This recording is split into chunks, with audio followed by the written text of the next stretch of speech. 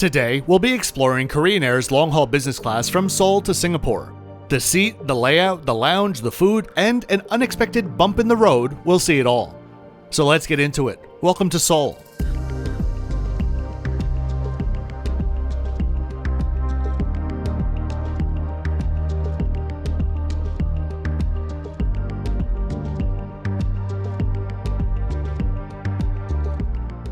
If you'd like to know the exact rate that I paid for my flight or my next 5 videos in queue, please check out the description below. And if you're new here, hi there and welcome. My name is Kevin.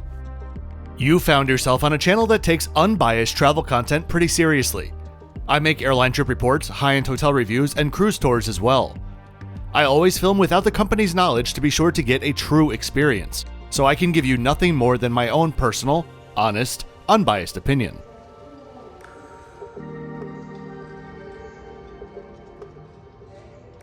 We are currently in the early portion of a trip that's taking me to around 11 countries, and I just arrived from Nagoya.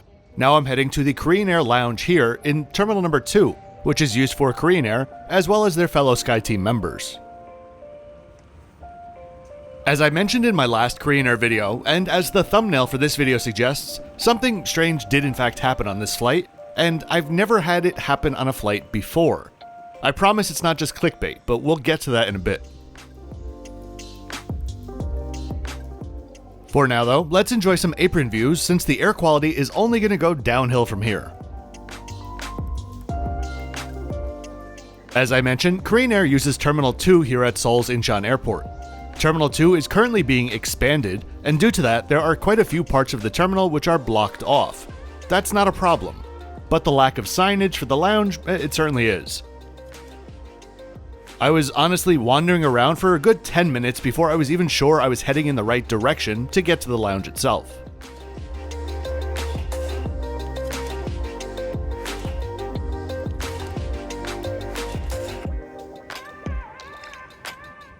Anyway, here we are. The lounge felt a bit, underwhelming. It was clean, bright, and had lots of seating, but at the end of the day, it was just a big room with a bunch of chairs in it. It's more of just a half complaint. But I just expect more from an Asian carrier in their flagship lounges. But perhaps after that Korean Air lounge in Nagoya, I should have been better prepared.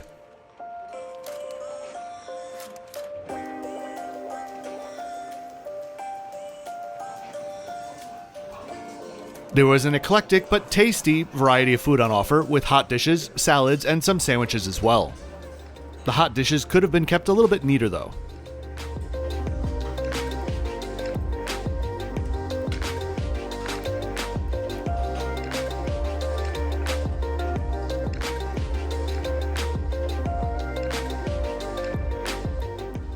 Soft drinks and coffees are self-service, and anything with a proof is available from behind the fully stocked bar.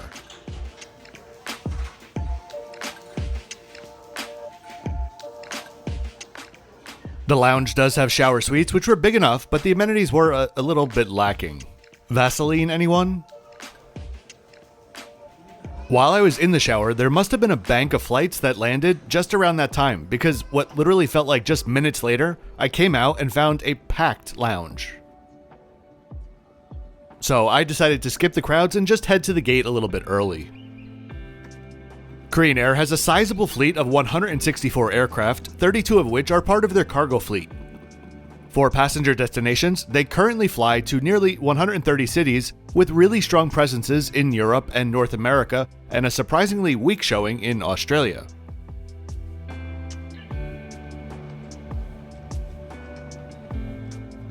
Since 2018, Korean Air has been in a joint venture with Delta for their Trans-Pacific networks.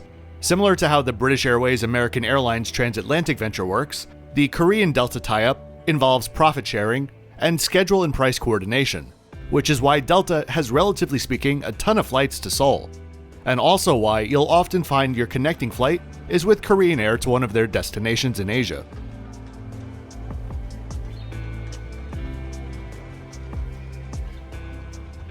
Incheon gets loads of praise for being one of the world's best airports. I agree that it's bright and clean and beautiful and nicely laid out, but I do feel like I'm missing something. I just don't know how this is supposed to be on the same level as the likes of Singapore Changi, when in reality it reminds me a lot of Sao Paulo Guarulhos Terminal 3. And don't get me wrong, I really like that terminal too, but they're just kind of big empty boxes. Tell me if there's some attraction here or some special feature that I might be missing.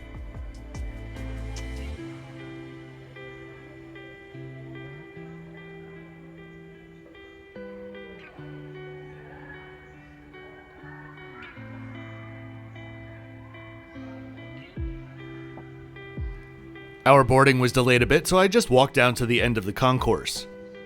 I was very excited to book this pair of flights after my Zip Air flight to Singapore was cancelled, since both of my Korean Air flights would be featuring Apex Suites, which are one of my favorite business class products.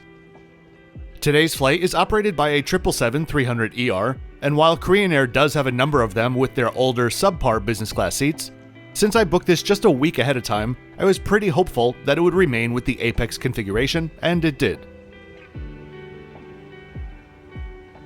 Boarding began, and we made our way through the massive gatehouses down to the jet bridge.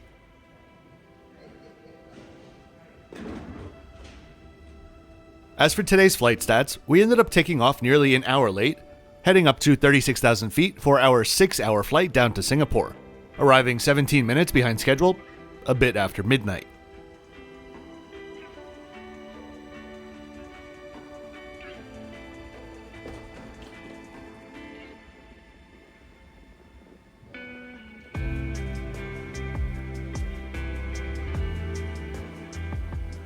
Stepping on board, I was greeted by, I believe, the purser, and passed through 2 rows of first class. True first class this time, on my way to the large business class cabin.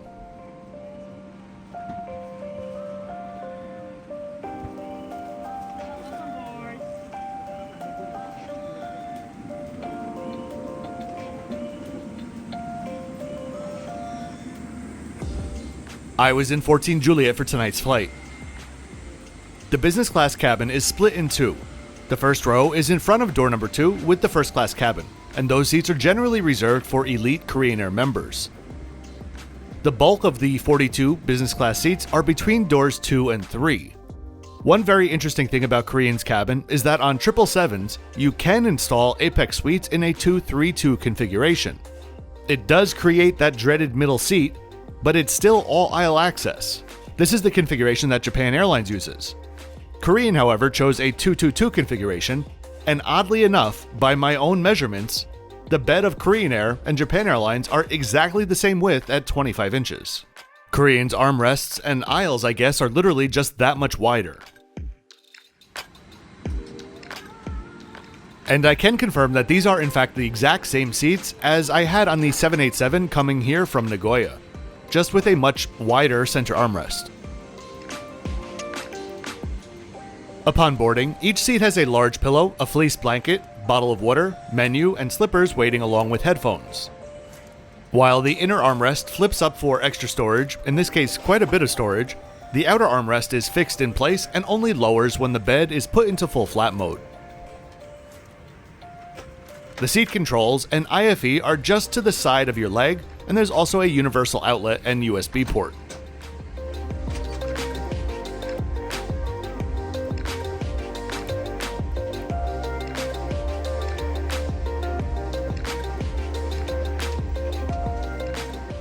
Above the footrest is a decent-sized storage cubby, and although there is space for baggage under the footrest, they didn't allow my backpack to remain there on this flight.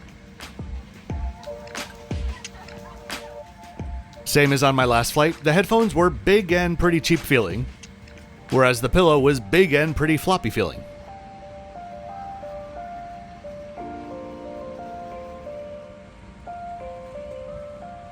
The blanket, besides the I suppose premium embroidery on it, just felt cheap and scratchy. While this one is bigger, there are plenty of airlines that give out fleece blankets in economy these days. I do appreciate the open-toe slippers though.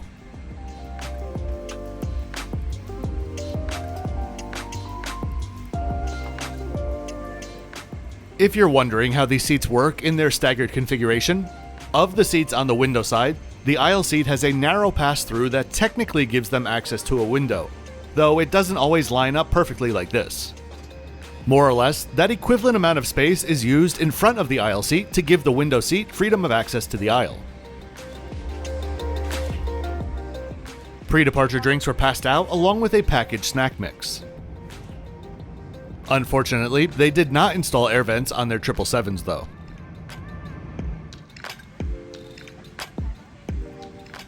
The K-pop safety video began, and we pushed back with a view of a beautiful 747-8 next to us.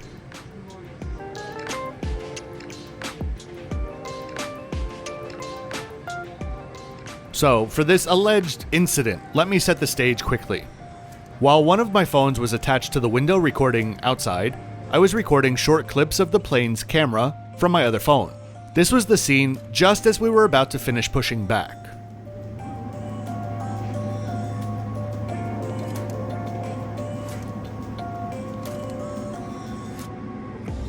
Then, here we are, sitting here for a little while, about a minute or two, while the pilots perform their checklists.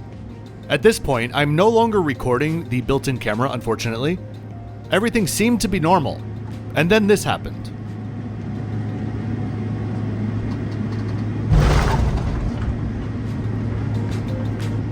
I'm glad that you can see the wing and the engine moving, because when I tell you that this felt like we'd been dropped from 50 meters in the sky, I'm honestly not exaggerating. Except we were standing completely still. I'll play it again, and interesting enough, you can hear creaking just before the loud bang, as if something gave out under pressure.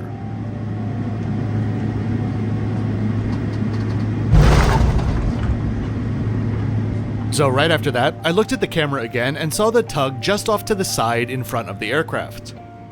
The tug and us stayed put for around 25 minutes.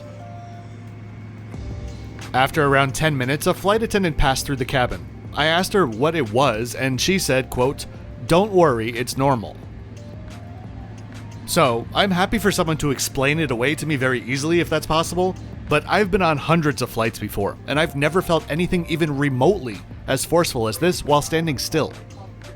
By this point, I was convinced that we were going to return to the gate and the flight was going to be canceled. But eventually the tug pulled away, and so did we. I'm by no means that knowledgeable about it, but I know that some tugs lift the front of the aircraft off the ground.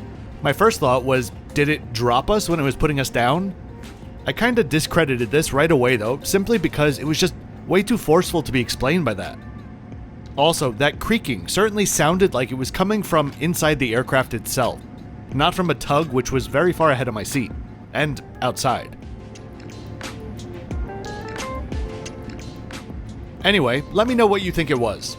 At one point, the captain explained away the delay by blaming incoming air traffic control, which is believable due to the visibility. But since the tug was still in front of us during the entire delay, I just don't believe him. I'll note that the aircraft did return to Seoul on time the next day, and didn't have any major delay in the 2 months after my flight. Anyway, let's get on with the show. The spool up and takeoff are coming up now.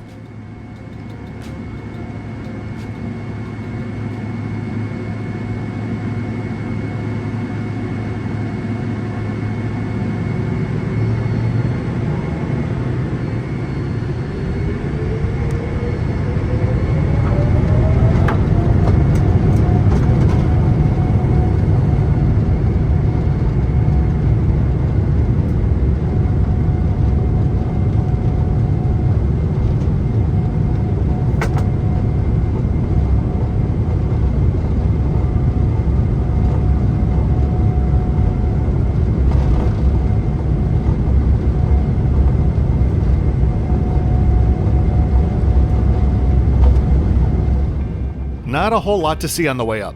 Our route would take us more or less direct to Singapore, with the exception of staying to the east of Taiwan. The wider middle section does at least make for a more reasonably sized side table, which can be used to hold an iPad. Barely. Soon after takeoff, dinner service started.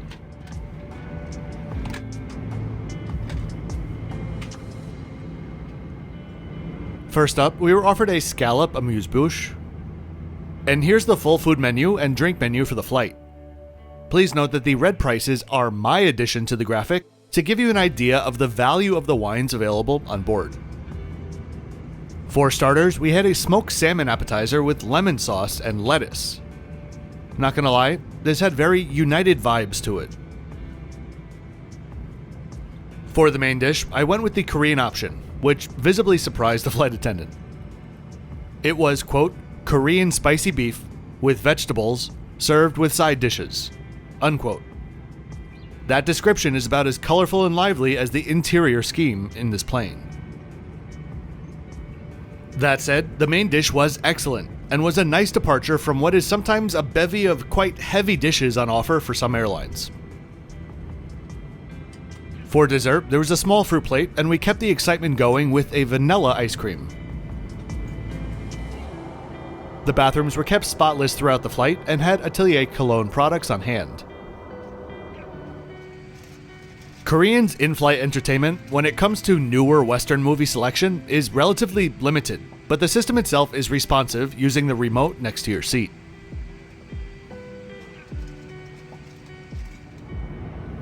As for the main event, the seat went into a wonderfully flat and wide bed with no foot cubby or knee restrictions. You can also easily raise the partition between you and your neighbor for added privacy while sleeping.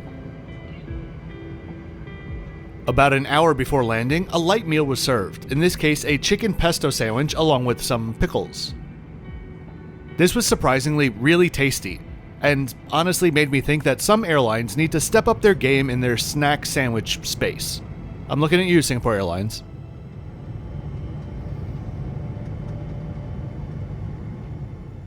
Soon enough after, we were getting ready for our final approach into Singapore.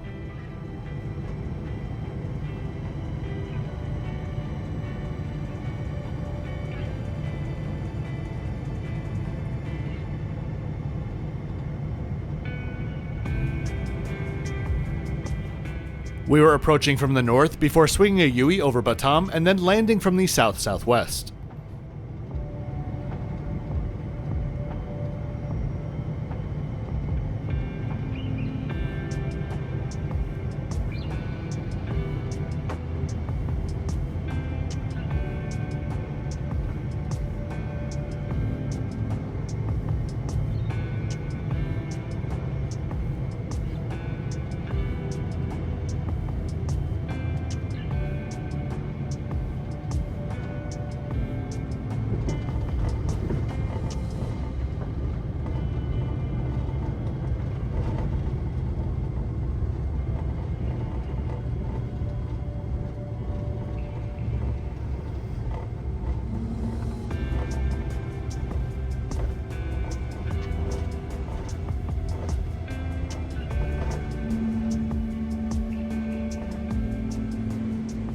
And like always, that Singapore humidity let itself be known pretty quickly.